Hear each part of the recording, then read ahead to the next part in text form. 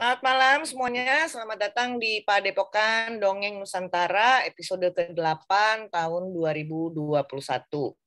Malam ini kita akan berbicara mengenai sejarah Batak yang baru oleh Vicky Sianipar, tapi sebelum kita memulai acara ini, kita akan mendengarkan dahulu lagu Indonesia Raya. Mohon teman-teman mengambil sikap sempurna, tidak usah berdiri, tapi coba hayatilah lagu Indonesia Raya kita.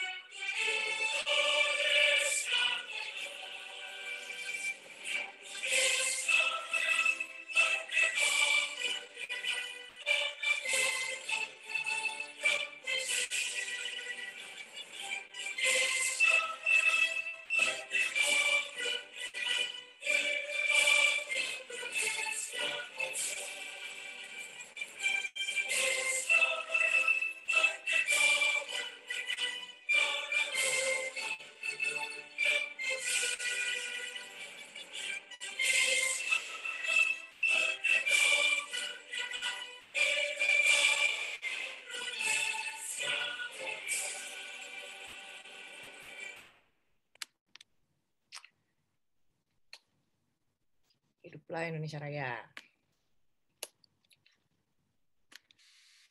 Selamat malam semuanya. Selamat datang kembali. Buat teman-teman yang baru bergabung, saya ucapkan selamat malam dan selamat datang. Saya ulang lagi, hari ini adalah episode ke-8 dari Padepokan Dongeng Nusantara di tahun 2021. Dan hari ini kita kedapatan seorang tamu yang luar biasa. Kita mengenal sosok Vicky Sianipar ini sebagai seorang musisi, produser, dan komponis yang tentu saja berkebangsaan Indonesia, bersuku Batak, Toba, dan beliau ini mampu memainkan berbagai alat musik modern dan tradisional juga. Malam ini, sebelum Vicky memulai mendongeng, kita minta dulu Mas Bagio sebagai sesepuh dari Padepokan Nusantara untuk memberikan sepatah dua kata. Monggo Mas Bagio.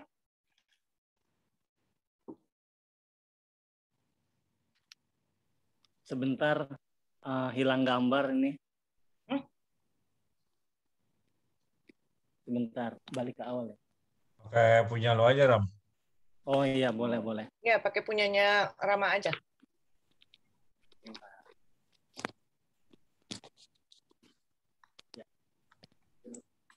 Oke, selamat malam semuanya.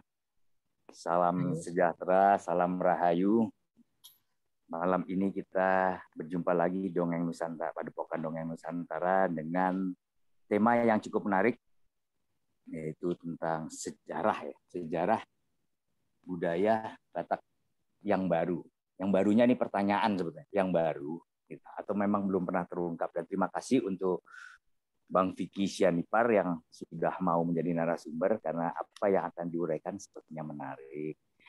Mudah-mudahan ini akan menjadi satu pengetahuan untuk kita semua yang ikut hadir mendengarkan, karena ini sesuatu yang memang dongeng karena kita tidak mengalami itu semua, jadi satu dongeng, dan nanti juga kita nikmati. Kalau memang kita ingin tahu lebih jauh bisa bertanya melalui chat ya, nanti akan aturannya akan dinaikkan. Dan sekali lagi terima kasih untuk teman-teman di Padepokan Dongeng Nusantara, dan mungkin nanti Aji yang biasanya menjadi host juga akan gabung setelah dia selesai gitu, dan juga akan mungkin gabung setelah tugas rumah tangganya selesai. Dan sekali lagi selamat bergabung, selamat kita ngobrol-ngobrol. Terima kasih, monggo Sar. Terima kasih Mas Bagio. Untuk teman-teman sekali lagi saya ingatkan supaya tetap mute. Apabila ada pertanyaan bisa ditulis di chat dulu. Tadi saya sudah perkenalkan Vicky Sianipar sebagai musisi, tapi ternyata diam-diam Vicky juga spiritualis ya, dan juga sejarawan baru. Jadi Vicky. Nah, jadi sekarang monggo Vicky bisa mulai mendongeng supaya menggelitik teman-teman di sini bahwa apakah dongeng itu adalah sesuatu yang nyata. Kalau misalnya memang iya, bagaimana cara membuktikannya? Karena kan selama ini kan kita selalu punya kebingungan bahwa sebenarnya apa sih legenda-legenda yang ada di Nusantara, mitologi yang ada di Nusantara, itu kan tidak mungkin terjadi begitu saja, cuman sekedar omong-omong kosong orang-orang tua kita atau leluhur-leluhur kita. Tapi kan itu pasti ada makna atau ada cerita yang sesungguhnya di balik itu. Jadi monggo Vicky, silahkan bercerita tentang sejarah Batak yang baru. Aduh, makasih Mbak Sari, selamat malam semuanya. Ini mau mulai dari mana juga bingung nih Mbak. Mulai dari awal aja. Jujur belum pernah ngomongin hal ini gitu. Ini bagi aku sebenarnya justru baru banget gitu loh. On public biasanya yang cuma ngobrol-ngobrol warung kopi aja. Ini sebenarnya warung kopi juga, Vic. Cuman ini warung kopinya secara virtual. Jadinya malah lebih enak gitu kan. Jadi nggak usah langsung bertatap muka dengan orang-orang yang lainnya gitu. Tapi disampaikan aja supaya mereka lebih paham, lebih mengerti, atau mungkin malah makin tergoda untuk mengetahui lebih banyak. Ya, jadi mungkin latar belakangnya aja lah ya.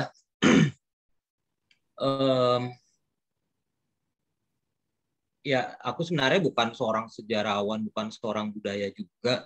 Selayaknya anak Jakarta yang lahir di Jakarta, gede di Jakarta gitu, yang sama sekali nggak ngerti apa-apa tentang budaya Indonesia gitu. Tapi karena 20 tahun lalu dijeblosin almarhum bapak saya, dijeblosin asli, ya disuruh main lagu Batak yang awalnya nggak mau, tapi akhirnya dibujuk-bujuk mau juga. Ya singkat ceritanya keluar album Toba Dream ini yang sifatnya itu mempreserve lagu-lagu Batak lama untuk anak muda yang kebanyakan udah malu jadi orang Batak gitu loh. And I was one of them gitu. Aku juga dulu juga parah gitu. Sempat malu juga zaman SMA jadi orang Batak karena dicengin terus. Tahu sendiri lah hidup di Jakarta kan. Kalau udah Batak identiknya sama Metro Mini lah, copet lah, tambal ban lah. Iya. Sementara kita belum lagi main itu ya, main karambol ya. Nah, itulah. Banyaklah anekdot tentang Batak lah. Kalau satu orang main gitar, 2 orang main catur, 3 orang apa, 4 orang ngerampok gitu kan. Ya maksudnya dulu tuh zaman waktu kecil nggak mau defense juga sebagai anak kecil, mau ngasih tahu Batak tuh keren ya gini juga nggak tahu, akhirnya ya nyerah lah. Ya intinya dulu aku sempat malu jadi orang Batak gitu ya, tapi akhirnya itulah mungkin dikutuk kali ya, akhirnya hidupnya cuma ngerjain musik Batak doang.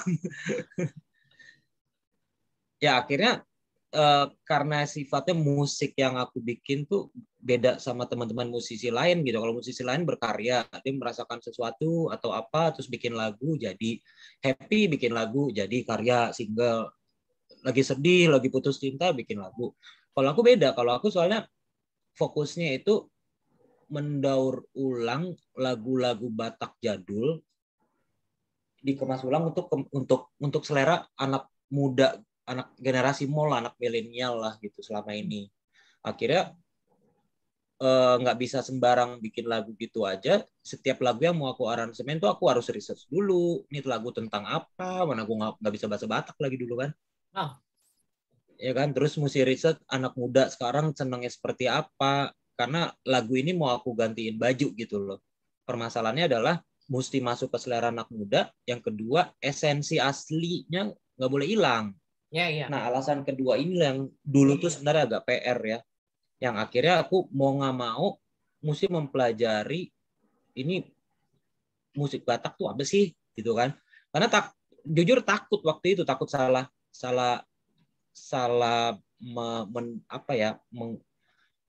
memodernisasikan lagu-lagu atau musik Batak itu. Akhirnya mau nggak mau belajarin musiknya, ternyata musik Batak itu hanya salah satu dari produk budaya. Akhirnya ya supaya nggak salah, belajarin dulu budayanya. Ternyata budaya Batak tuh intinya secara esensi semuanya sifatnya spiritual gitu loh.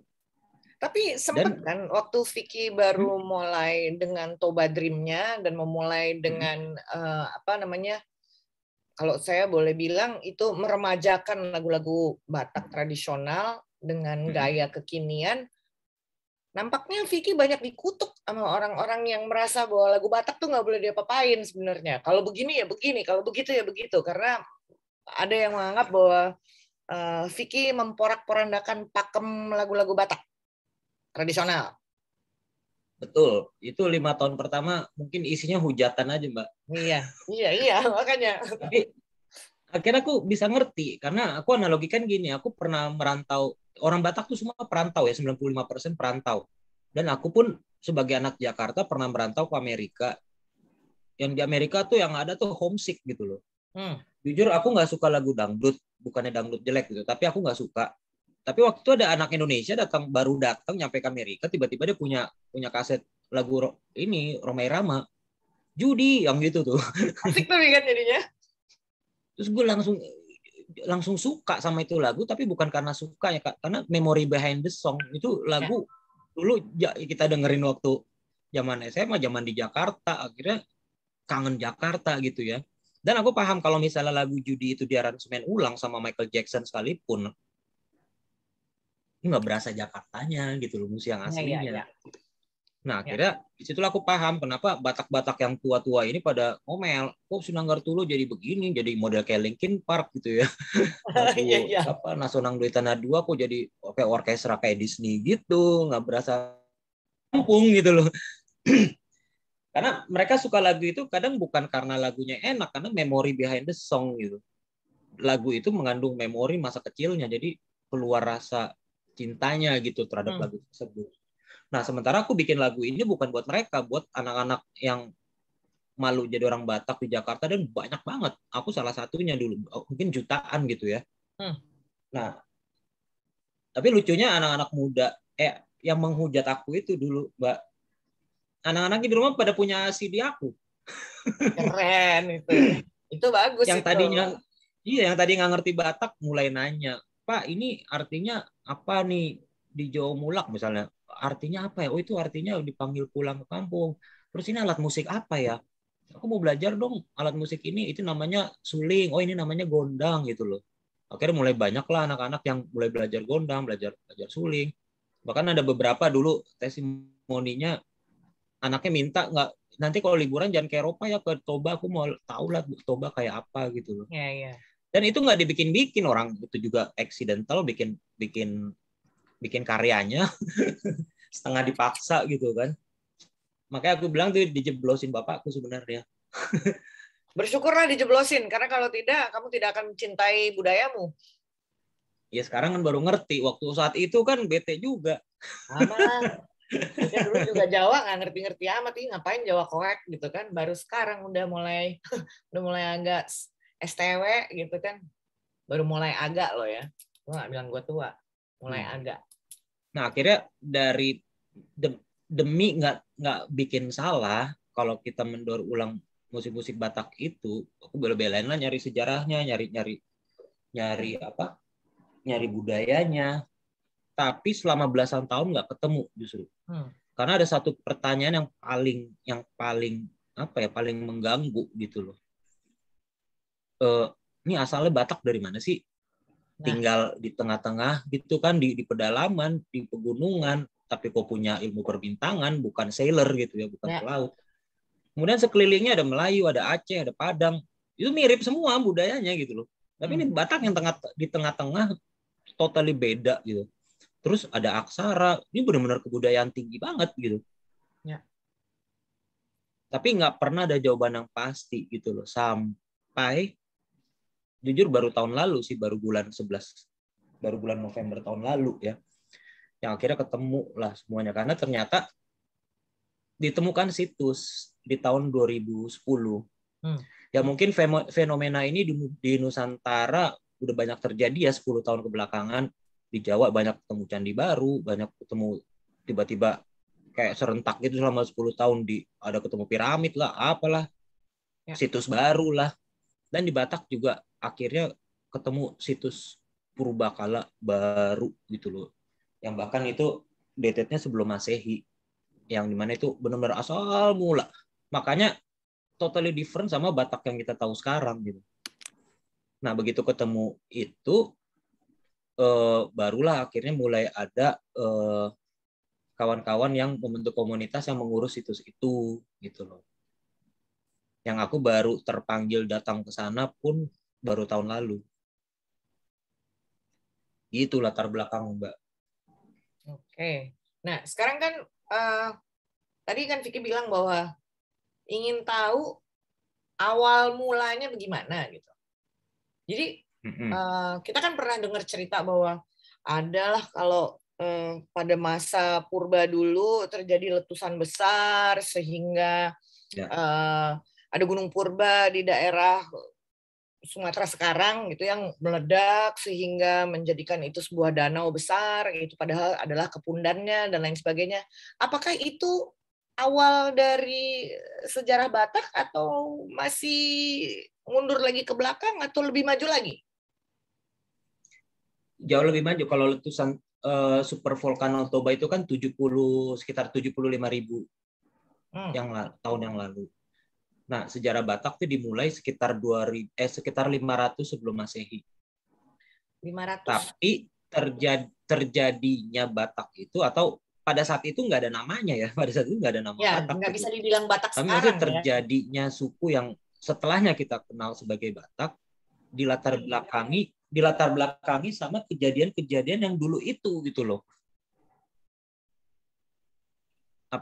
Dari letusan itu, kemudian penciptaan manusia sejak Adam. Nah, ini menarik nih. Ini sangat menarik karena kan mungkin buat teman-teman yang lain mungkin belum tahu gitu. Saya sempat ngobrol-ngobrol sama Vicky dan kita berbicara mengenai penciptaan manusia dan lain sebagainya. Bahwa ada manusia yang diciptakan dari tanah, tapi suku bangsa Batak percaya bahwa suku bangsa Batak, kalau saya sih mungkin lebih bilang bahwa bukan cuma Batak sih, suku yang ada di Nusantara ini diciptakan oleh Yang Maha Kuasa sesuai dengan ciptaannya dan daging. Ini menarik.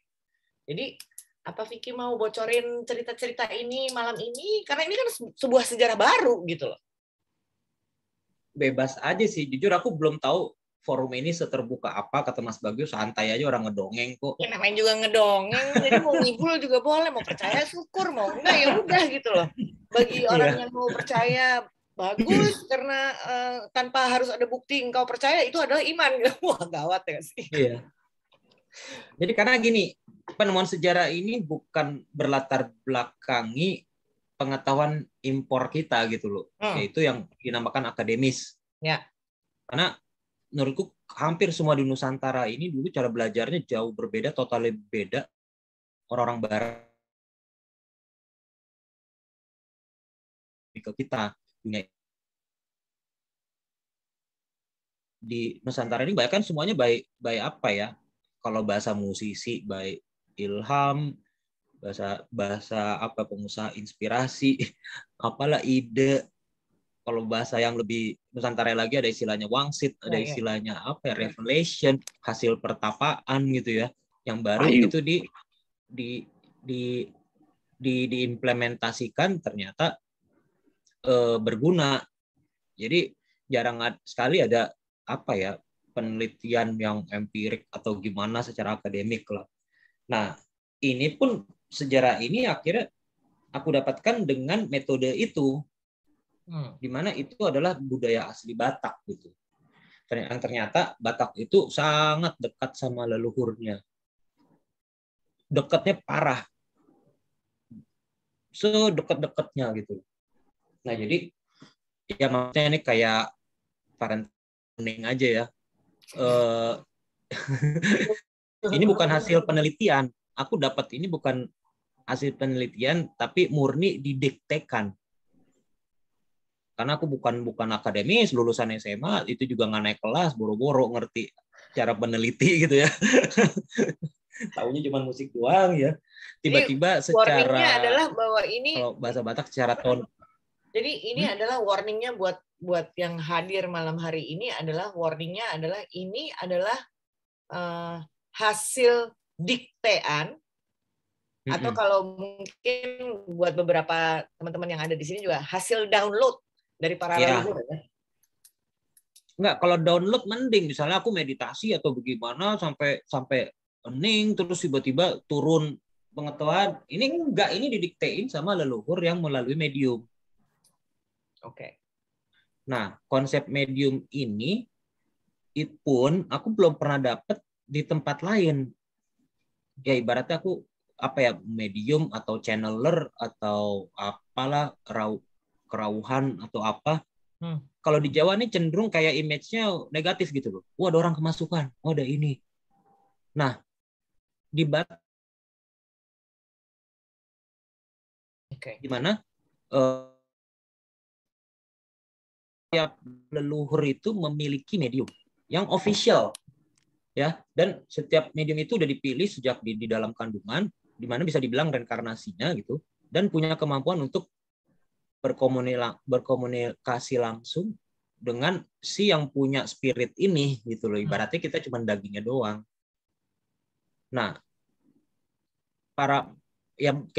kalau di bahasa Bataknya itu namanya hasorangan. Dari kata sorang. Sorang itu maksudnya lahir. Jadi hasorangan ya kelahirannya lagi dari para leluhur ini. Tapi kita pakai istilah yang umum aja, walaupun sebenarnya aneh banget sih nyebutnya medium gitu, pesannya apa gitu. Nah, di Batak ini itu harus official, nggak bisa enggak, dan ada pentasbihannya, ada upacaranya untuk meresmikan bahwa benar dia adalah asorangan atau medium atau channeler opung ini. Dan ada metode pembuktiannya, ada aturannya, ada undang-undangnya, nggak bisa sembarang gitu ya. Yang kalau itu dilanggar akibatnya sangat-sangat fatal. Fatalnya bukan ke dia aja tapi ke anak cucunya. Dan sudah banyak sekali kejadian di Batak ini yang ya kejadian-kejadian yang anaknya kok begini, begitu, begini. Ternyata ada sesuatu yang ditolak sama dia. Oke. Nah, aku pun awalnya gila apaan sih nih, aduh jangan-jangan setan atau apa gitu kan. Butuh waktu beberapa minggu juga untuk melakukan penganalisaan secara pribadi bahwa ini benar atau salah. Yang akhirnya aku udah nggak punya argumen lagi, semuanya terbukti benar lah gitu loh. Tapi sifatnya subjektif ya. Pengalaman pribadi soalnya ini ya. Nah ya, dan ternyata turns out I am one of them juga gitu loh. Oh ya udah, akhirnya mulai belajar lah sejak itu. Karena ada pendidikannya, selama setahun harus belajar begini.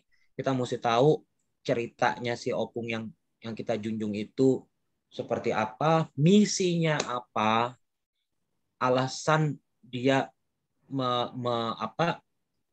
melahirkan kita kembali ini itu apa, yang mesti kita kerjain jadinya apa. Nah itu mesti ada, beratnya ada sertifikatnya dan mesti keluar SPK-nya, surat perintah kerjanya baru bisa gitu loh. Nah, harus kebetulan ada SPK. Iya, mesti secara resmi dan ada institusi resminya yang official. Jadi nggak sembarang ada orang terus kemasukan dari mana terus ngomong ngasih tahu, kamu nggak boleh gini, nggak bisa. Oke. ada etika, ada undang-undang, dan kalaupun itu terjadi, kita sebagai orang Batak mesti menanyakan dulu ada cara-cara tekniknya untuk memastikan ini benar masuk spirit leluhur yang memang suci atau yang dari pohon mangga gitu loh. Nah, itu dah. Jadi memang di adat istiadat budaya Batak itu memang dari turun temurun memang sudah ada undang-undangnya bahwa setiap hasorangan itu yang memang resmi itu bisa dibuktikan. Bisa, sangat bisa. Ya, contoh sederhananya gini lah. Misalnya kita lagi duduk-duduk, tiba-tiba sebelah kita ada kemasukan ngaku-ngaku leluhur. Paling simpel tanya tentang turi-turiannya dia, tentang kisah hidupnya dia, dan silsilah. Nah, ini yang mengunci Batak itu bisa pakemnya kuat banget itu karena silsilah sangat komplit dari kita sampai yang paling atas orang Batak pertama. Misal aku Marga Sianipar kan, nomor 15. Nah, berarti yang namanya Raja Sianipar itu, yang bernama si Sianipar itu, yang namanya dipakai jadi marga, itu yang nomor 1. Berarti aku keturunan 15. Nah, dari si Sianipar ini, sampai ke Raja Batak atas itu masih ada sekitar, bukan sekitar, definitely, 7 generasi. Jadi kalau misal, berarti kan 7 tambah 15 baru 22. Baru 22. 22 aja udah Dari aku sampai ke Raja Batak, manusia pertama Batak itu 22 keturunan. Dan itu detail siapa saja kita bisa temuin semuanya. Yang nomor 1, nomor 2, nomor 3, nomor 4 sampai ke dengan catatan mereka sudah disucikan ya. Karena yang ibaratnya ini ada roh, ada arwah. Kalau masih jadi arwah nggak bisa. Perjalanan dia ketemu sang pencipta sudah sampai, nah baru dia bisa melakukan itu. Bisa memilih hasorangannya atau mediumnya. Itu pun kalau memang diizinkan sama Yang Maha Kuasa dan ada misi tertentu, baru dia bisa memilih. Nah, maksudnya ini latar belakang aja sebagai warning, aku bukan dapat ini dari penelitian. Jadi murni terpanggil gitu loh. Kalau secara physical itu ngelihatnya, aku udah dapat job dari Kemenpar, syuting di Toba, tapi harus 2 minggu loh. Apa hubungannya mesti 2 minggu? Gue bikin musik kok. Musik kok belakangan setelah filmnya diedit, ya kan, syuting selesai, edit selesai, offline, baru aku bikin musiknya. Betul. Tapi ini harus dari awal. Apa sih nggak? Ini job aneh banget gitu kan.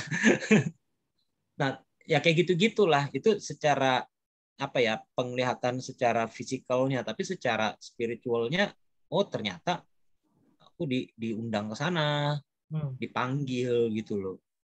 Ya kayak gitulah, yang ternyata memang ada tugas dan disitulah baru terungkap semuanya siapa aku yang sebenarnya. Dan pertanyaan yang paling dicari orang selama ini, alasan saya dilahirkannya apa gitu loh. Sehingga akhirnya untuk kedepannya hanya mengerjakan yang alasan kita dilahirkan, nggak semua job diambil gitu loh. Iya. Tadi Vicky kan udah sempet nunjukin sedikit PowerPoint tuh, bahwa kita berbicara mengenai ketuhanan dan kebudayaannya Batak. Bisa di-share nggak? Harus di-share dong. Sebenarnya sih banyak, cuman aku nggak tahu, tergantung pertanyaan. Tapi gini aja lah. Jangan nunggu tanya dong, kamu cerita aja. Kalau nanya-nanya nanti, kalau mau belajar tentang Batak itu nggak bisa mulai langsung masuk ke sejarahnya, ke budaya atau gimana, mesti ngerti sama satu kata di Batak yang namanya holong, artinya cinta kasih. Jadi kalau nggak paham konsep cinta kasih ini, nanti akan nyasar waktu mempelajari tentang budaya Batak gitu loh. Ini misalnya contohnya ya, aku share screen dulu.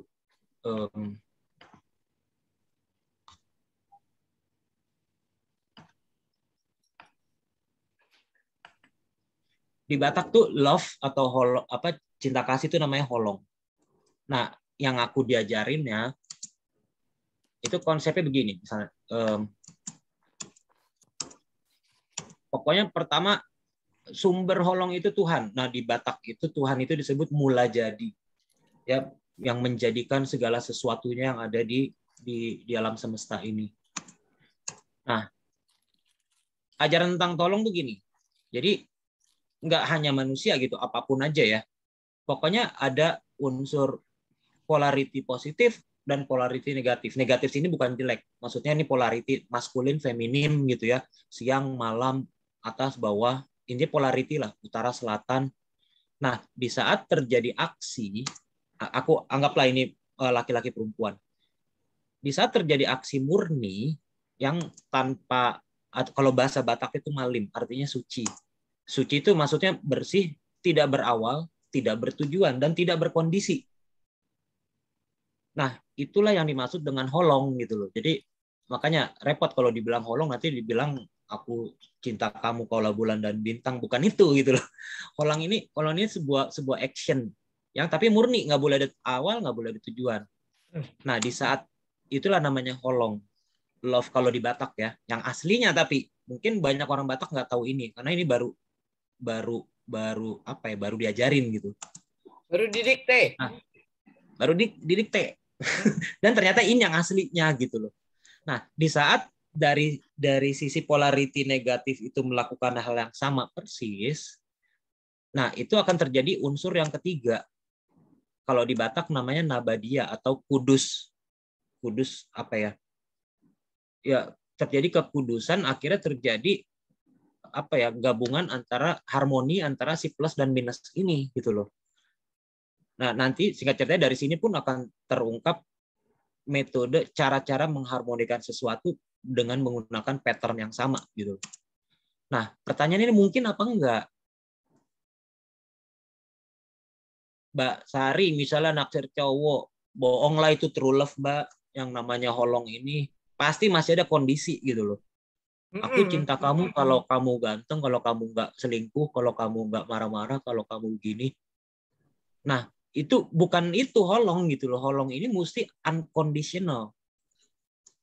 Kalau yang di ajaran Batak. Nah, akhirnya Batak meyakini ini nggak mungkin. Tapi bagaimana kalau begini? Nah, inilah yang diyakini orang Batak.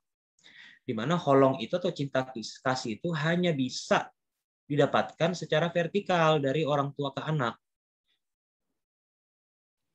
Nggak ada yang namanya mantan anak gitu loh. Sebandel-bandelnya anak, seselingkuh-selingkuhnya anak gitu. Di saat dia balik lagi ke orang tuanya tetap akan diterima gitu. Nggak kayak suami istri. Ya, betul. Nah, begitu juga di saat anak melakukan hal yang sama, barulah akan terjadi energi luar biasa itu. Terjadi unsur yang ketiga namanya parbadiaan. Inilah konsep, inilah yang diajarin di Batak. Inilah cinta kasih Tuhan ke manusia itu seperti ini. Bukan kayak kita secara horizontal gitu ya. Nah, di saat kita sudah mendapatkan ini, menerima cinta kasih dari orang tua bukan hanya bapak ibu aja ya, kakek nenek dan seterusnya ke atas sampai ke Tuhan. Kita sudah menerima itu dan kita melakukan hal yang sama persis, di mana kita mengasihi orang tua terus leluhur kita tanpa kondisi. Sama persis seperti dia mengasihi kita, terjadi parbadian ini, barulah kita bisa melakukan love secara horizontal. Yang caranya tinggal kita copy paste aja, kita copy paste aja apa yang kita sudah alami dari kekudusan cinta kasih kita ke leluhur, baru kita bisa share ke sesama, termasuk ke suami istri. Nah, jujur aku waktu diajarin ini, wah, gila. Ini mah sama kayak konsep cinta kasih di Kristen gitu, kasih dulu Tuhan Allahmu dengan segenap akal, hati dan pikiran. Habis itu baru kita yang hukum nomor 2 kalau di Kristen itu baru sesama manusia, cintailah sesama manusia seperti mengasihi diri sendiri. Atau kalau di Islam mungkin hablum minallah hablum minas ya, kalau nggak salah. Ya. Nah, masalahnya orang sering kebalik kan, belum terjadi cinta kasih yang murni ke atas, udah sok-sok saling mencintai sesama gitu. Akhirnya nggak paham. Akhirnya berantem, cerai, kawin lagi, cerai lagi. karena belum paham itu. Nah, jujur ini salah satu yang waktu itu aku menganalisa ya, wah bener nih, ini dari Tuhan nih, bukan dari setan-setan lah gitu yang masuk. Nah, inilah dasar basicnya dari budaya Batak. Jadi kalau belum paham ini, begitu kita masuk ke budaya atau sejarah Batak selanjutnya, jatuhnya akan nyasar. Bahkan akhirnya jadi bertentangan dengan agama gitu. Ya, jadi nah di Batak ada satu lagi. Oke, ini orang tua dan anak gitu kan. Nah, lucunya opung atau kakek ini kan terus ke atas ya. Nah, cinta kasih kakek ke cucunya jauh lebih gede. Dan ini masuk akal loh. Cek aja deh. Ya, Basari itu yang udah punya cucu. Ai udah punya cucu, jadi Ai setuju bener. Aku belum pernah punya cucu gitu, jadi nggak paham masih katanya. Jadi katanya dari opung ke cucu atau dari kakek ke cucu itu jauh lebih gede daripada ke anak. Nah, inilah kalau di Batak, inilah representasi cinta kasih Sang Pencipta terhadap kita, gitu loh. Nah, makanya kita bisa menerima ini dari kakek nenek kita, dari ya yang lengkap gitu. Nah, sementara kan pertanyaannya, terus orang tua kita dapat holong itu dari mana? Berarti kan dari kakeknya kan? Nah, kakek kita dapat dari mana? Dari kakeknya dia. Dan terus ke atas. Akhirnya terjadilah yang namanya rantai holong itu gitu loh ke atas. Nah, kan ibaratnya nggak kenal nggak sayang gitu loh. Gimana mau sayang, mau holong, kita nggak tahu leluhur kita. Itulah alasannya kenapa di Batak mesti silsilahnya tuh mesti lengkap, mesti jelas. Kalau nggak kita terima holong itu dari mana? Terima cinta kasih. Yang akhirnya ujungnya kan ke Tuhan. Nah, disinilah cara orang Batak zaman dulu bisa receive suatu energi alam semesta yang namanya love itu. Dan biasanya yang pertama kali terima ini pasti merinding. Banyakan sih nangis, nggak kuat gitu, karena energi gede banget. Inilah yang waktu aku diajarin, wah, gokil banget ternyata Batak tuh ini gitu loh. bukan yang selama ini aku tahu, cuman bisa pesta ini, pesta itu doang. Nah, setelah kita menerima ini, barulah kita marsiha holongan namanya. Jadi mengasihi ke sesama. Rasa itu kita transfer ke sesama. Bisa ke teman, bisa ke istri, bisa ke mana. Yang nanti secara action, secara perbuatan akan ngikut sendiri berdasarkan rasa yang kita rasakan itu, rasa holong dari Tuhan atau dari leluhur itu. Inilah basic konsepnya sebenarnya di Batak ini. Yang akhirnya kan kalau disimpulkan Batak itu ya udah holong, simple. Bukan artinya ya, bukan arti letterlahnya, maksudnya secara esensi, secara kaidah intinya tentang ini. Makanya Batak tuh jarang sekali ngomongin tentang andi, tentang peninggalan, karena fokusnya hanya ke spirituality atau ke cinta kasih itu. Bahkan Batak tuh nggak punya monarki loh, karena setiap orang raja, tapi ada raja gitu, tapi bukan raja monarki. Kerajaan itu kerajaan apa ya? Kerajaan surga gitu, rajanya Tuhan. Batak tuh satu-satunya suku yang nggak pernah menjajah, karena memang bukan ajarannya. Kalau yang lain Jawa, Sunda, Majapahit, Sriwijaya pasti kan ada sejarahnya dia memperluas kekuasaannya sampai ke Malaysia, sampai ke Thailand atau apa, menguasai, otomatis di situ terjadi peperangan, terjadi pemaksaan kehendak. Ya suka nggak suka lah. Di buku sejarah kita aja ditulisnya, Majapahit memperluas, bisa mempersatukan Nusantara. Mempersatukan sama memaksa ikut tunduk kehendaknya dia beda tipis, Bu. Nggak tahu lah mana yang benar ya. Nah, cuman Batak tuh nggak ada sejarahnya. Pernah menguasai Sriwijaya, pernah sampai ke Malaysia, pernah menguasai Aceh. Enggak. Yang ada membuka kampung baru. Makanya kalau lihat dalam sejarah Nusantara, Batak segitu-segitu aja teritorinya, karena mereka nggak penting teritori gitu. Yang penting holong ini hubungan cinta kasih ke secara vertikal itu. Mungkin sebelum kita diskusi lebih lanjut, mungkin ada teman-teman dari di forum yang mau bertanya kepada Vicky sebelum Vicky melesat lebih jauh lagi daripada holong gitu, karena untuk bicara holong aja itu udah amat sangat. Ini ada Rama. Rama Ini mau belum nanya. masuk sejarah loh. Ini Ini belum makanya masuk ada di sejarah ini udah jauh banget ini. Rama mungkin Rama bisa tulis dulu pertanyaannya biar ntar Mbak bacain. Silakan yang lainnya kalau misalnya ada pertanyaan-pertanyaan, monggo silakan ditulis di chat, nanti saya akan bacakan. Ayo, lanjut lagi, Vic. Ya, jadi itu lagi yang sebelum kita ibaratnya masuk ke sejarah ibaratnya suplemen aja lah. Yang terpenting itu. Nah,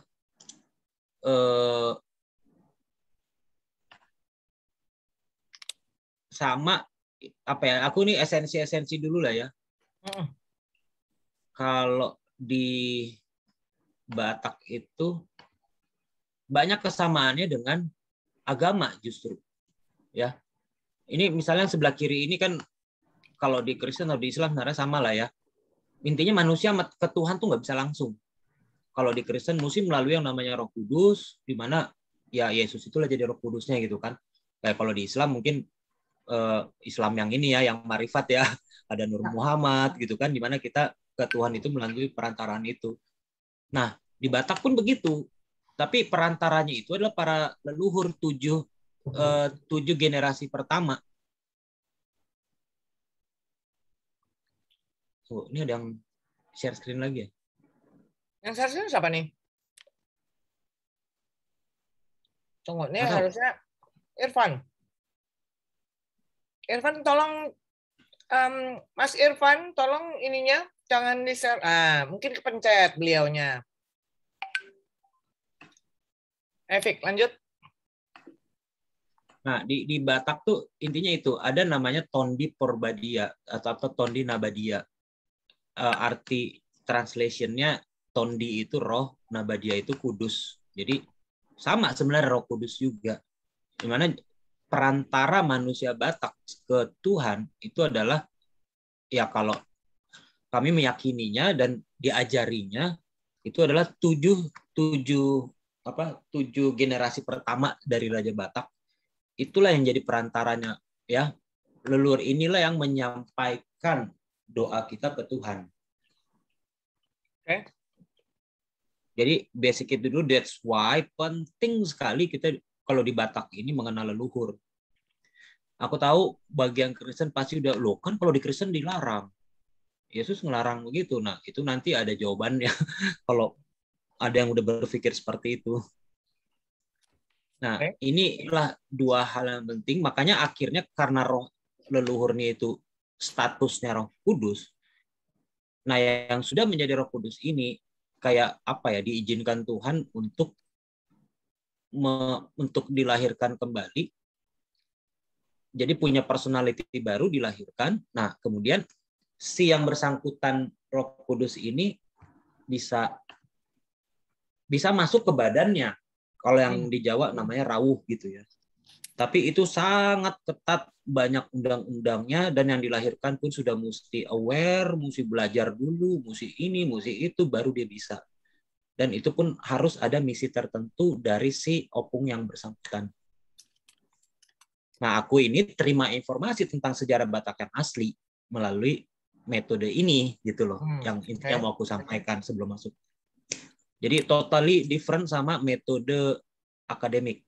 Tapi sebagai manusia modern, setelah aku mendapatkan informasi ini, kayaknya wajib lah setelah ini aku ini sedang membentuk tim akademik yang untuk membuktikan kebenaran dari kisah-kisah ini. Makanya ini sedang lagi ngumpulin orang geologi, orang antropologi, segala macam lah. Okay. Tapi siap-siap teori barat akan patah semua gitu loh masalahnya. Dan ya enaknya kalau orang akademik kan gitu. Sudah waktunya bukan? Iya, masalahnya 80% loh yang dari informasi aku dapetin tuh beda semua yang diajarin di sekolah, baik pelajaran fisika, biologi, semuanya beda banget. Tunggu sebentar, saya mau make sure teman-teman, apakah ada yang bertanya dan menulis di chat? Karena sampai sekarang saya tidak melihat ada pertanyaan apapun. Apakah ada kendala? Karena kalau misalnya memang ada kendala, mungkin saya kembalikan lagi tadi. Oke, tadi masuk nih. Mas Bagio masuk, lanjut semuanya, oke.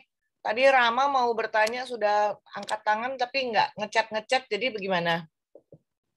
Oh, baru dibuka. Nah, oke.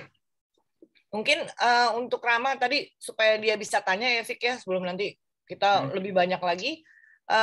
Rama, monggo dibuka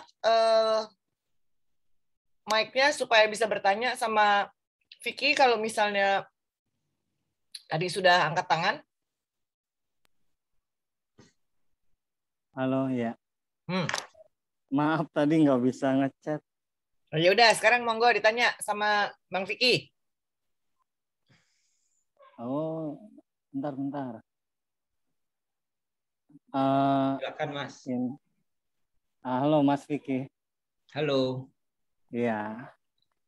Ini nih, ya lumayan menarik lah ya pembahasannya buatku sih. Aku mau tanya, kalau misalkan tadi dari ulasan yang Mas Vicky utarakan gitu kan, itu kan mesti ada yang mengetahui ya, benar-benar emang dari atas atau dari pohon sengon yang masuk kayak gitu kan ya, dari pohon sengon atau apa dari sih? mana?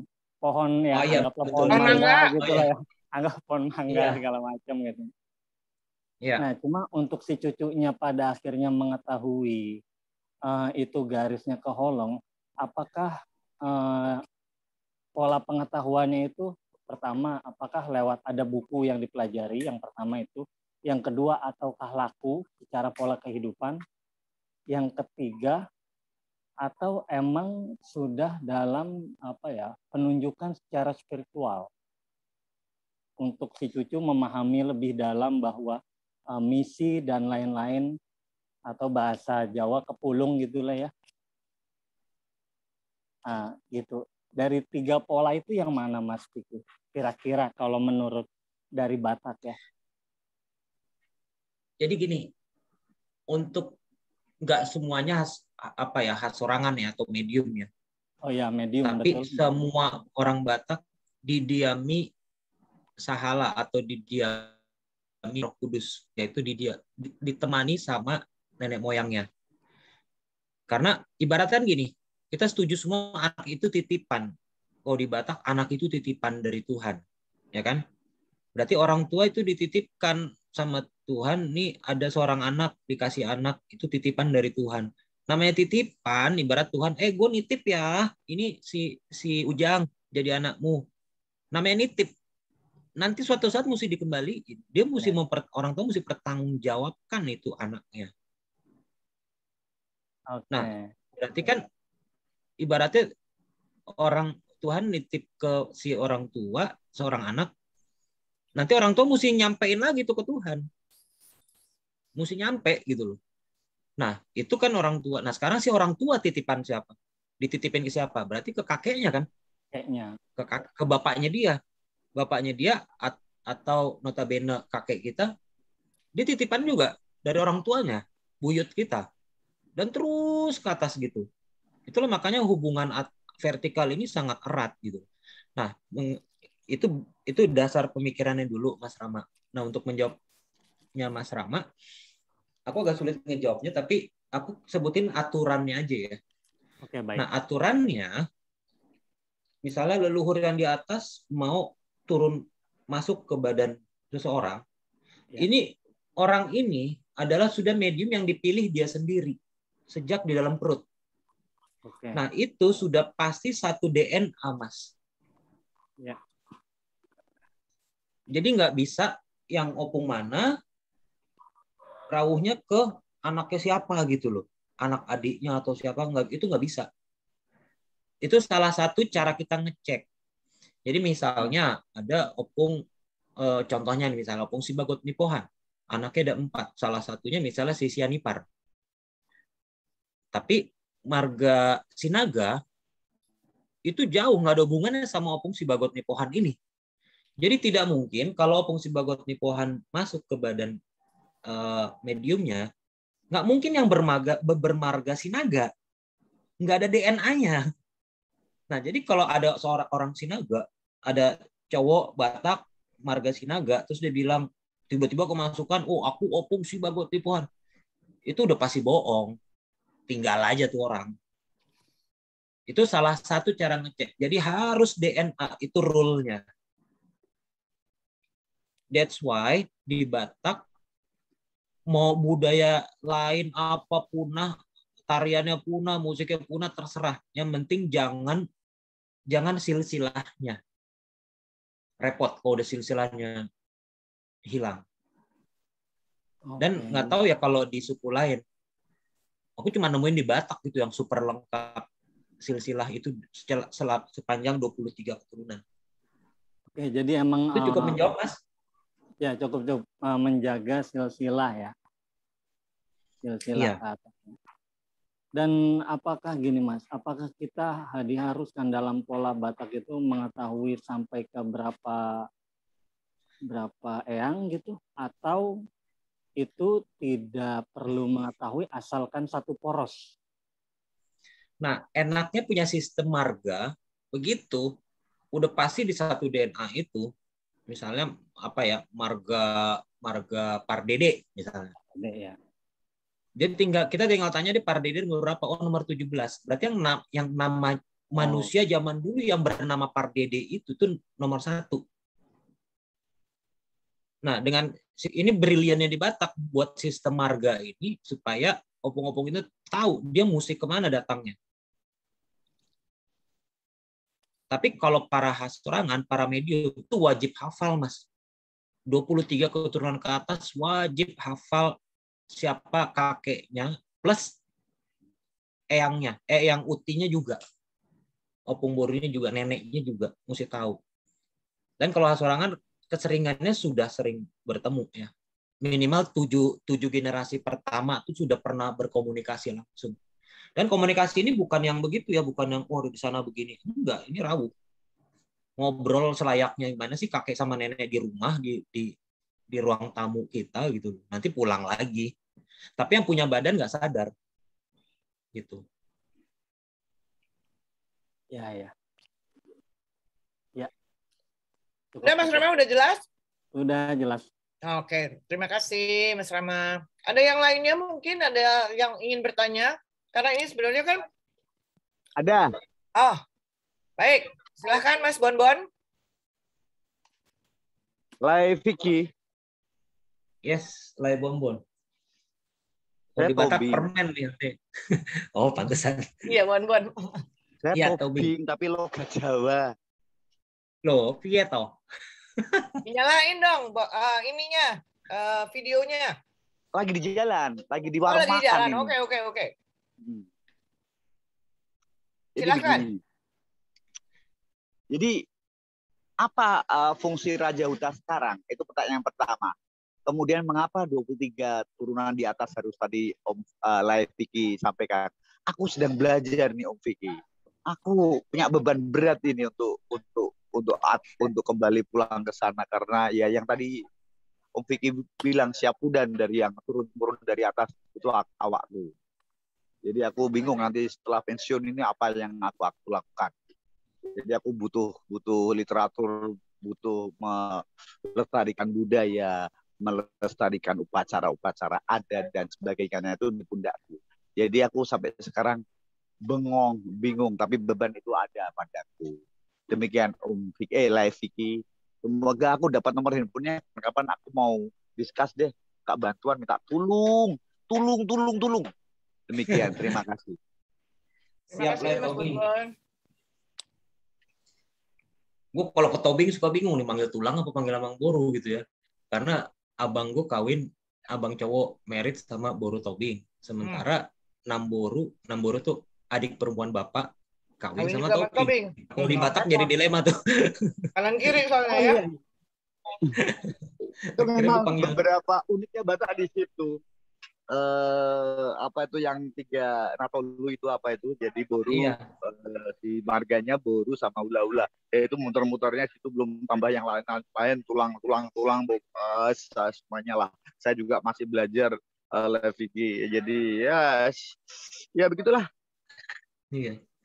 Ya jadi gitu Mbak, orang Batak belum tahu marganya, belum bisa ngomong karena ada 3 macam attitude gitu ya, ke hula-hula, marsomba, ke tulang atau kamang boru atau ke yang sesama marga, itu attitude bicara kita harus tata kramanya beda.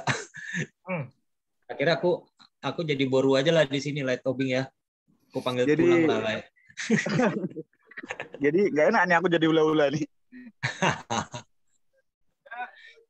Oh, Mas Iya. Bonbon ini orang Batak tapi kok logatnya logat Jawa ya? Saya lahir di Semarang Oh, alah. dan saya ditampuk, ya suruh harus bangun kampung di mana ada tanah ulayat. Ternyata rumah adat atau istilahnya di sini keratonnya itu sudah hancur waktu sedang perang Padri sama VOC. Jadi aku harus bangun lagi karena silsilah yang mengatakan itu. Aku juga baru tahu silsilah 3 tahun yang lalu. Nggak ada info buat aku. Ternyata aku dibilang kau harus pulang kampung, kau yang berhak, kau yang berwenang, kau Raja Huta. Lihat turunan silsilah itu. Bengonglah aku. Wah, ini menarik sekali. Ya, jadi kebetulan kalau tobing itu namanya apa si opat apa Mas? Opat Pisuran. Opat apa? Kan Tagalog, tobing tuh kakak beradik kandung sama Panggabean, Huta Galung sama Huta Barat. Huta Barat. Tapi sebenarnya tobing tuh nggak levelannya Huta Barat, dia anak dari adiknya sebenarnya. Ya, Hasibuan, bapak kami Hasibuan, orang tua kami. Iya, nah anaknya Hasibuan namanya Guru Mangaloksa. Nah, itu ya kan? Kami keturunan dari kebetulan. Ini kebetulan lagi-lagi kebetulan. Aku lumayan dekat sama Opung Guru Mangaloksa, sering ngobrol. Bukannya tidak ada yang kebetulan dalam hidup ini? Ya kan secara perdagingan gitu, etikanya. Yang tadi yang live Vicky sampai live Vicky baru sampaikan ini, baru bere ini. Jadi aku nggak heran kalau ada marga tobing nanya begini, karena aku lumayan paham karakter Opung Guru Mangaloksa seperti apa. Itu one of Opung yang jagonya minta ampun. Beruntunglah kalian marga tobing punya Opung sehebat itu gitu.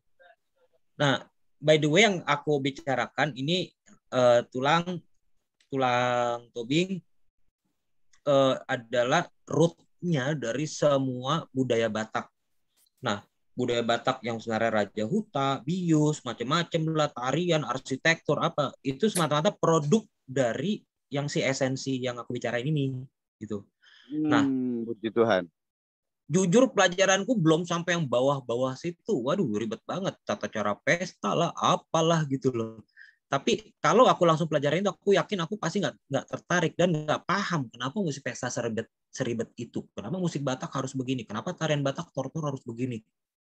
Nah, kalau sudah mengerti esensi basicnya, pasti kita akan jauh lebih gampang memahami. Oh, pantesan ada jambar. Oh, pantesan ada sinamot. Oh, pantesan ada ini. Nah, langsung aja misalnya jawab pertanyaannya tulang tobing tadi. Raja Huta ya. Raja Huta tuh nggak ada bedanya sama kepala desa. Jadi kalau di Batak itu satu huta itu kampung ya. Satu kampung itu terdiri dari 6 sampai 9 rumah. Itu dan udah pasti satu marga. Nah, Raja Huta itu ya kepala desa yang mengepalai si kampung tersebut. Sesimpel itu sih. Dan dia akan report ke Raja Bius. Bius itu gabungan dari beberapa huta dari satu area kayak kecamatan gitu. Betul, Leviki benar sekali. Jadi saya baru pelajari juga. Halo? Iya.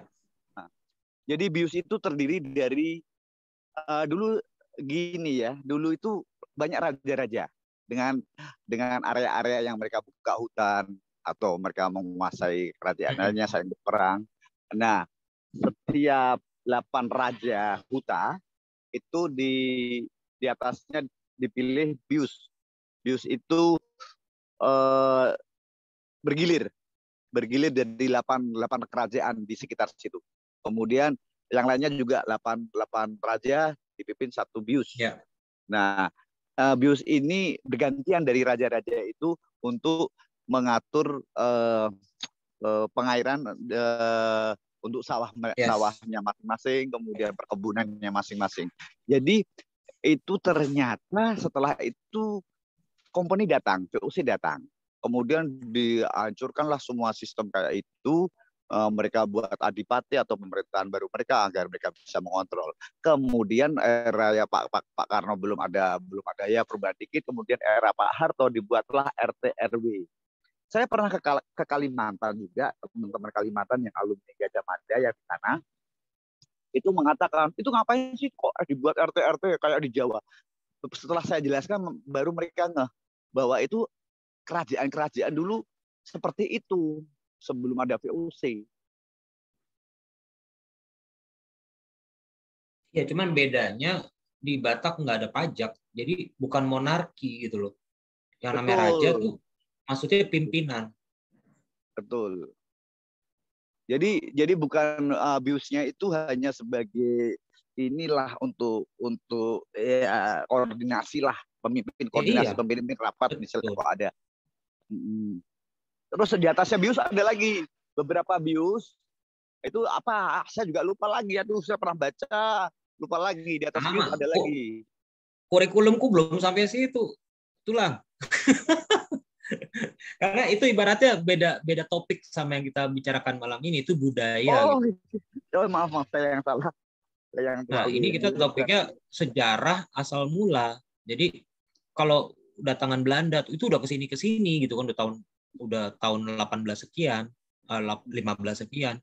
Nah, sementara yang aku bicarakan ini sebelum Masehi. Iya, betul. Oh, sebelum Masehi. Waduh.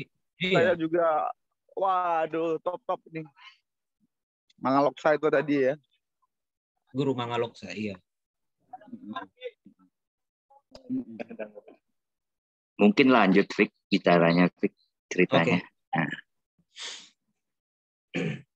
Oke lah. Ya, jadi ini latar belakangnya aku mendapatkan sejarah yang diklaim. Inilah yang benar gitu loh. Terserah mau ini dongeng atau enggak ya sendirilah ya. Nah, jadi nggak usah ada pertanyaan lagi.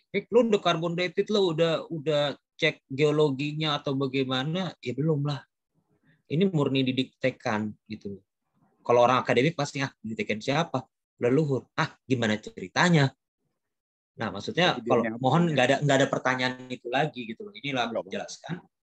Aku murni dapat ini dari leluhur. Metodenya metode Raup, dan setelah ternyata sorangan juga, akhirnya sekolah belajar untuk membangun komunikasi secara langsung.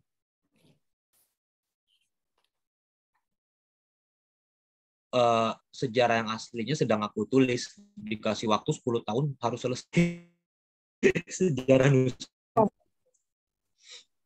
Mas Bonbon atau kalau manggil Batak, Abang sudah selesai pertanyaannya. Maaf tadi saya ada kendala di ininya. Kalau misalnya udah selesai. Silakan. Makasih. Terima kasih. Lanjut, Fik. Iya, jadi itu latar belakangnya. Nah, kalau sejarahnya ini banyak sekali hal yang mind blowing, Mbak. Kadang aku sendiri nggak percaya. Kalau pakai bahasa sekarang, serius lo, Pung? Ya, maksudnya kalau aku bicarakan keseluruhan pasti panjang banget ya, cukup selama 2 jam ini. Maksudnya aku akhirnya fun fact aja lah. Fakta-fakta unik aja gitu yang aku dapetin. Misalnya, kalau belajar sejarah Batak, nggak bisa dimulai dari awalnya terjadi Batak di daerah Toba. Mesti paham justru dari ciptaan Tuhan yang pertama. Di saat manusia. Ibaratnya ini, kalau dibuat buku sejarah Batak, kata pertamanya 77.000 tahun yang lalu Tuhan menciptakan manusia dari tanah. Itulah kata pertamanya. Dan ini sama gitu loh. Informasi sama yang ada di Perjanjian Lama di Alkitab itu, di kitabnya si Musa. Jadi Tuhan menciptakan manusia dari tanah, nafas nyawanya dihembuskan, terjadilah manusia pertama. Cuman opungku nggak nyebut itu Adam dan Hawa. Versi mereka itu namanya Raja Ihat Manusia, Boru Ihat Manusia, sepasang. Nah, something happen. Ternyata keturunan-keturunan yang nggak kenal holong, nggak kenal cinta kasih, menyesalah Tuhan gitu loh. Menyesal Tuhan, akhirnya mau dihancurin lagi. Itulah sampai ada manusia yang percaya sama Tuhan. Ternyata baru dapat setelah 14 keturunan. Ada satu keluarga kakak beradik, mereka percaya. Dan yang paling kecil, Siapudan, yang anak paling kecil namanya Nuh. Akhirnya diinstruksikan sama Tuhan untuk bikin kapal dari pohon kemenyan. By the way, lokasi dibikin manusia ini sama Tuhan, itu di suatu daerah namanya Toba. Toba itu artinya mulani mulana kalau Batak, bahasa Bataknya, asal mula segala sesuatunya. Jadi Tuhan di surga gitulah ya, atau kayangan apalah entah namanya lah, pokoknya di dimensi sana. Supaya dia bisa dekat sama ini, akhirnya dibuatlah suatu daerah yang mirip kayak di sana gitu loh. Jadi kayak portal gitu loh, kayak energi di sini sama di sana. Makanya nggak bisa seluruh bumi dibuat seperti kayak di sana, hanya di titik ini yang asal mulanya gitu loh. Again, aku nggak bicara ini mau percaya semua ya, ini pokoknya apa yang aku dapat didiktekan. Nah, portal itu namanya Toba, bukan Danau Toba ya, belum ada danau, dulu masih gunung besar gitu. Nah, singkat ceritanya Tuhan membuat manusia, ternyata manusia nggak kenal cinta kasih, isinya kacau, isinya berbuat dosa terus. Sementara ini tanah sudah kadung dibikin Tuhan, energinya sama seperti di sana, di surga. Akhirnya kan kotor gitu loh. Akhirnya menyesal Tuhan, mau dihancurin lah ini ceritanya. Supaya bersih lagi. Nah, supaya untuk mereset si energi ini supaya bisa clear lagi, itu menggunakan air dan api. Sampai ke molekul-molekul semua sampai jernih lagi, jadi suci lagi gitulah. Nah, air itu adalah air bah itu, makanya sekalian ngancurin manusianya, cuman yang orang percaya sama Tuhan diselamatkan. Baru kemudian pakai api dengan super volcano itu yang akhirnya beberapa tahun bumi ini sampai gelap gitu loh. Nah, ceritanya plannya Tuhan adalah dia generasinya anak cucunya si Nuh ini diselamatkan, pergi ke sana. Nanti suatu saat dari cucu-cucunya si Nuh ini dipilihlah satu bangsa yang akan menempati Toba, tanah suci ini lagi. Ceritanya plannya gitu. Nah, makanya abang-abangnya si Nuh ini ada 3 orang yang dijadikan semacam kayak demigod untuk menjaga Toba jangan sampai dimasukin orang, jangan sampai kotor lagi. Dan dia hidup selamanya di situ, yang jadi malaikat di situ untuk menjaga Toba ini, supaya nanti bangsa kesayangan Tuhan itu kalau sudah dipilih, mereka disuruh datang ke tanah perjanjian ini, ke Toba. Itu ceritanya. Ternyata setelah kita tahu sendiri ceritanya, setelah dikirim Musa nyelamatin bangsa Israel, bangsa kesayangannya si Nuh itu dari Abraham itu, masih bikin dosa juga. Akhirnya dikasih 10 perintah, disuruh kerjain supaya nggak berbuat dosa. Satu pun nggak ada yang bisa dikerjain. Akhirnya karena berdosa juga nggak nyampe lah dia setelah keluar dari Mesir, nggak nyampe ke Toba, tanah perjanjian. Muter-muter 40 tahun di situ sampai ada suatu tanah namanya tanah Kanaan. Ya udah akhirnya dideklar sama mereka itu tanah perjanjiannya. Padahal ada orangnya, dibunuh-bunuhin lah semua orang itu. Logika aja ya. Kalau secara logika kan yang terjadi dengan bangsa Israel itu kan mereka zamannya Musa itu kan mencari Kanaan. Jadi kalau misalnya dilihat dari secara biblical cerita dari Batak itu hampir sama ya, kurang lebihnya. Iya. Dan aku ini bukan ngomongin Alkitab loh, aku ngomongin sejarah Batak. Iya, makanya gitu. Iya. Tapi kalau misalnya dipikirkan gitu kan, sekolah di sekolah Katolik, besar secara Katolik, ada Sondag School lah, kalau zaman dulu kan ada Sondag School, kita belajar hari Minggu kan, belajar tentang kitab suci, cerita tentang nabi-nabi. Ini kan yang diceritakan oleh Vicky, ini kan bahwa ada Musa yang harus berkeliling mencari tanah perjanjian kan. Yeah. Kalau di secara bahkan di kitab Al-Qur'an pun demikian ada ceritanya gitu, bahwa mereka itu berputar selama 40 tahun di gurun itu sampai menemukan tanah perjanjian. Jadi sementara kalau secara biblikal itu adalah tanah Kanaan, sedangkan di Batak itu adalah sebenarnya Toba. Sebenarnya Toba, karena logika aja tanah perjanjian ya harusnya kosong loh.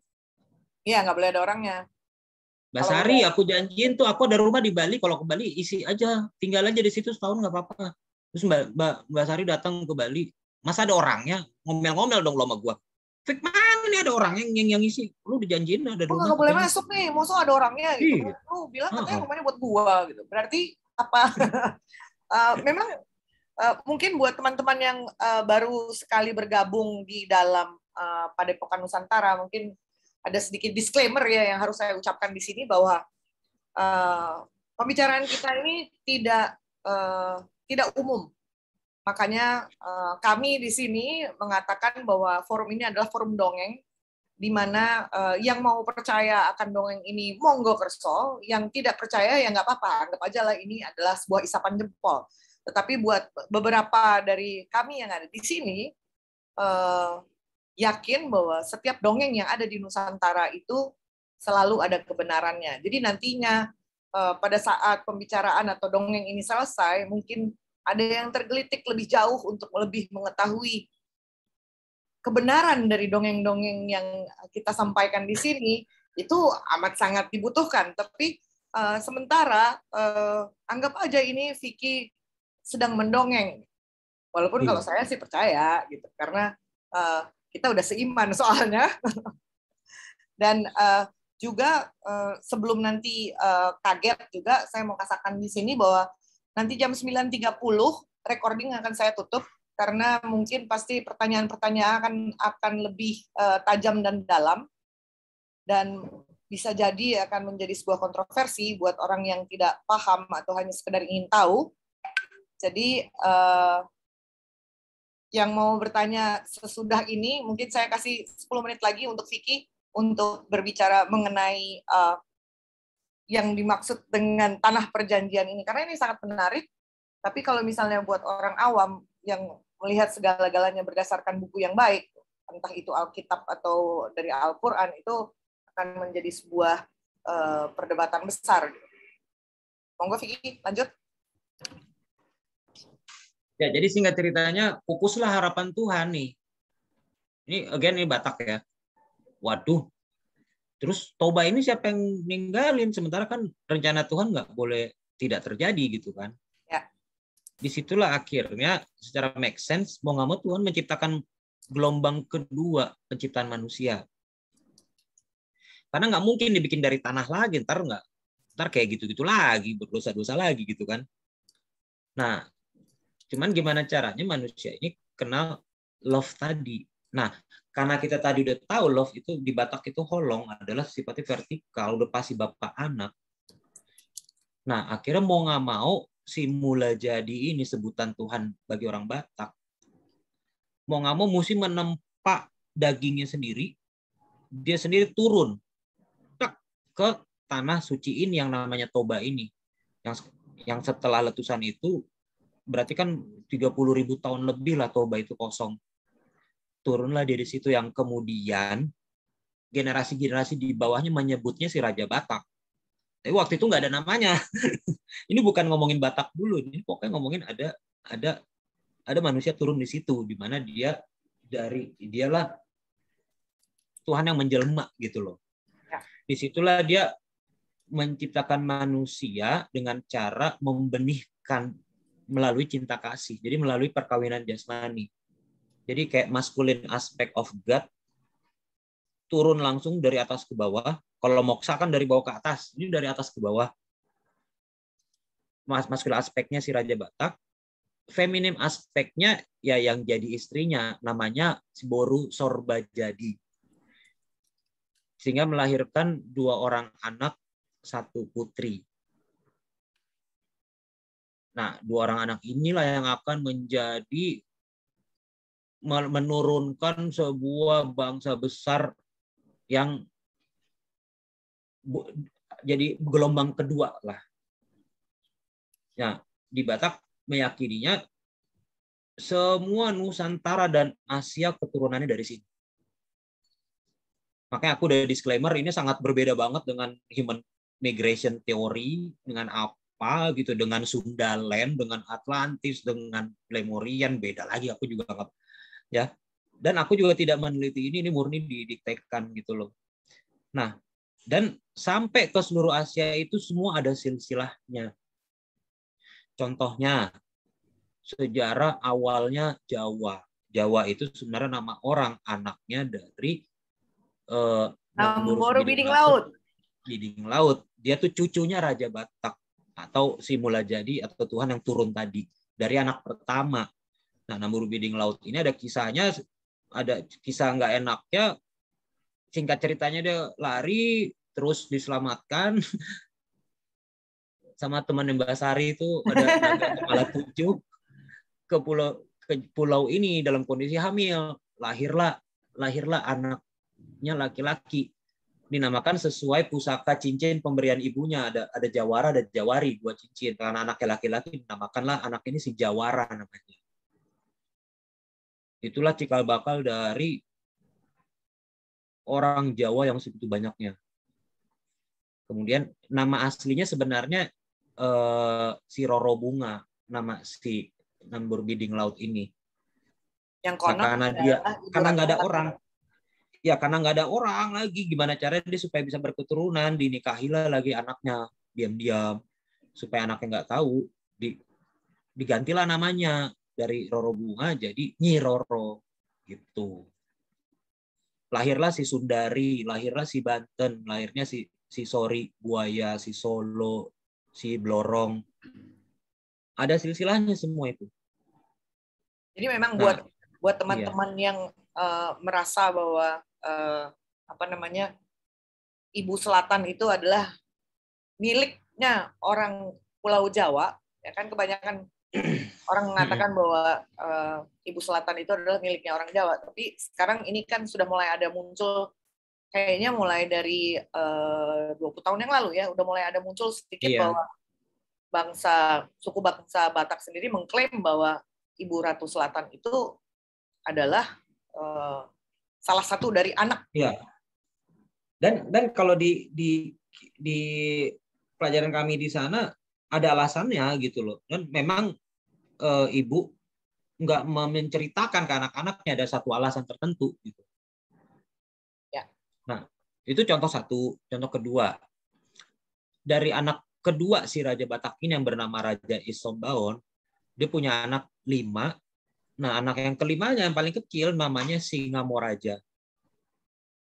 Nah, wujudnya itu nggak tahu lah kenapa tiba-tiba Tuhan nyiptain yang gelombang manusia ke gelombang 2 ini agak-agak aneh-aneh bentuknya gitu, eksperimen juga kali. Wujudnya agak-agak semi singa, terus bersisik gitu. Nah, singkat ceritanya dia ya gitulah namanya manusia, akhirnya ada aja bikin dosa lagi, nyolong pusaka abangnya yang namanya samurai, dibawa kabur sampai ke sepenanjung Melayu sana, sampai di ujungnya ada pulau, menetaplah di sana. Terus ada kisahnya menikahi siapa di sana ada. Itulah jadi keturunannya, jadi leluhurnya semua orang Cina, orang Jepang dan lain-lainnya. Dan pusaka itu dikasih ke anaknya yang si Jepang ini. Nah, lucunya tahun 70-an kemarin, nggak tahulah melalui inspirasi didatangi leluhur orang Cina, banyak yang sudah mulai menandai si leluhur Opung Singamoraja ini. Dan sekarang juga sudah banyak yang datang ke sana, ke Batak, ke Puhit gitu ya. Nah, di tahun 70-an bahkan pulau itu dideklar sebagai negara yang namanya sesuai nama Opung ini, Singamoraja. Jadi Singapura namanya. Dan bahkan simbolnya pun sama kayak simbol si Opung Singamoraja ini, yaitu singa, bawahnya bersisik gitu. Nah, tahun lalu kami udah datangi ke sana, ke Singapura, dan berdoa langsung ya, menggunakan ritual Batak, dan terkonfirm lah Opung itu, sehingga sampai sekarang pun kami sering berkomunikasi di sana, di Pusuk Buit sana dengan Opung Singamoraja. Yang lucu banget lah, Opung itu bisa bahasa Cina, bisa bahasa apa ya, dia ngajarin gitu kan. Iya. Dia ngajarin barongsai, dia ngajarin penyembuhan sinse segala macem. Banyak hal mind blowing seperti ini. Belum kita bicara lagi India, belum kita bicara lagi Melayu, belum kita bicara lagi ras-ras yang lain, Padang, belum Sumba, belum Toraja, belum sampai ke Raja Ampat, dan itu lengkap semuanya kisahnya. Ya makanya aku juga bingung, gila nih kalau gue kasih tahu bisa dibunuh banyak orang gue gitu, terutama orang-orang akademis. Tapi kan sebenarnya gini, buat teman-teman yang ada di Padepokan Nusantara, bahwa kami atau kita yang di sini percaya bahwa kita ini bukan cuman suku-suku gitu. Kita kan satu bangsa yes. Nusantara gitu. Memang selama ini kan yang kita percayai atau yang berdasarkan sejarah akademis itu kan mereka berpatokan kepada bahwa Nusantara itu dari ujung kan itu yang ada binatang lemur itu Madagaskar ya, dari Madagaskar katanya dari Madagaskar yeah. Sampai ujung Papua kesanaan sedikit itu adalah Nusantara. Tapi kan dengan adanya sejarah Batak baru ini, sejarah Batak baru gitu, otomatis kan kita bisa berpikir atau tergelitik lah dengan dongeng ini kasarannya ya, bahwa Nusantara, bangsa Nusantara ini nggak cuman Jawa, Sunda, Batak, Padang, Aceh gitu. Bahwa dari satu sumber itu ternyata Cina pun ya kan, bangsa Cina pun yang konon kalau kita ikuti sejarah akademisnya adalah yang katanya bahwa orang-orang Nusantara itu turunan Cina, tapi ini kan sebenarnya dari diktean para opung itu, ini kan dibalik gitu loh, bahwa bangsa-bangsa lain itu turunan dari kita. Sini. Nah, turunan kita. Nah, ini sangat membanggakan kalau buat aku secara pribadi gitu ya. Kayak akademis dari Belanda, kayak mau dari mana, kayak bodo amat deh. Sekarang gue mendingan lebih percaya bahwa bangsa gue nih yang memiliki dunia gitu loh. Lu pada tuh turunan kita, bukan kita yang turunan lu gitu kan. Dan ini kan ini mematahkan juga bahwa semua peradaban datangnya dari Afrika dan lain sebagainya gitu kan. Nah, yang paling mind blowing-nya buat aku personal, Mbak ya. Selama ini kan pertanyaan terbesar itu pas ini pertentangan antara agama dengan budaya. Ya.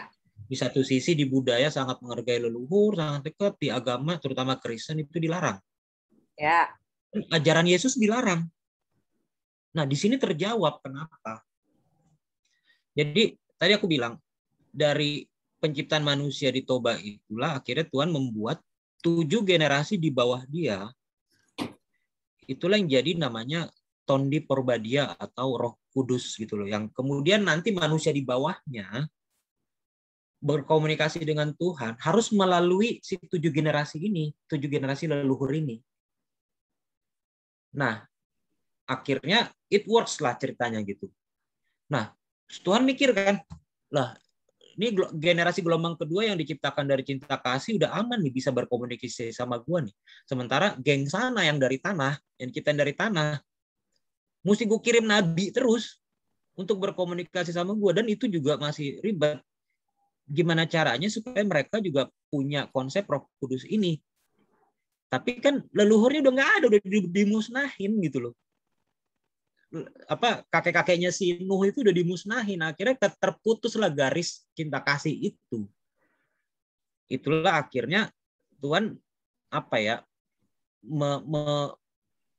ibarat bukan menjelma sih, dia kayak nyiptain, dia turun lagi tapi nggak model kayak Raja Batak karena bisa heboh lah di sana.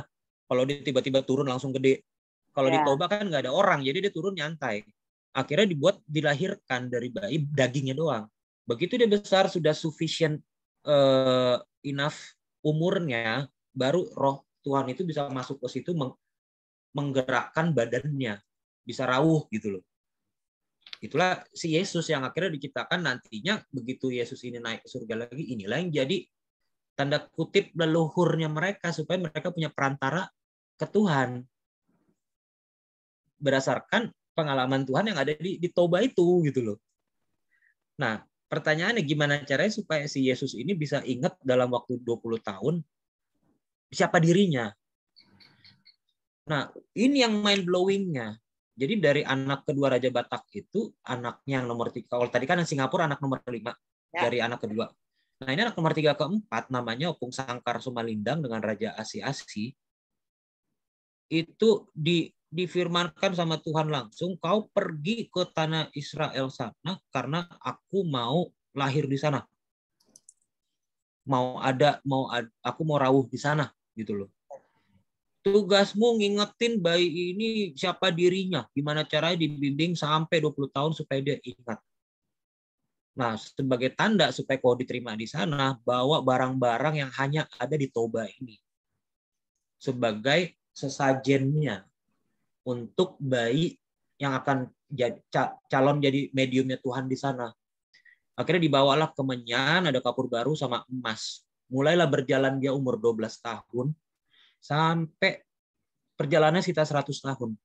Di tengah jalan dia di daerah India ketemu orang lagi, akhirnya gabung jadi bertiga. Tapi yang dari anaknya cucunya Raja Batak itu 2 orang.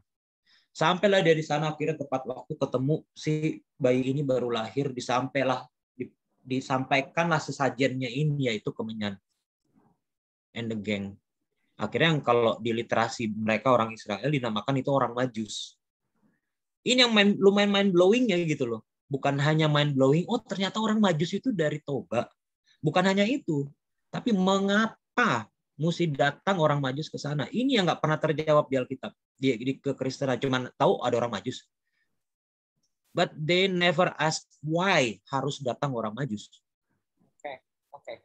Dan why, kenapa harus datang Yesus, supaya akhirnya sama. Geng yang diciptakan dari tanah atau dari Adam itu punya perantaranya gitu loh, Roh Kudusnya, seperti yang di Toba ini gitu. Ya. Kenapa yang di geng dari tanah nggak bisa punya perantara? Karena sisilanya udah nggak jelas gitu loh. Leluhurnya udah berdosa semua, udah dimusnahkan. Akhirnya terputus. Kan itu sangat make sense gitu loh. Oke, Vic, tunggu sebentar.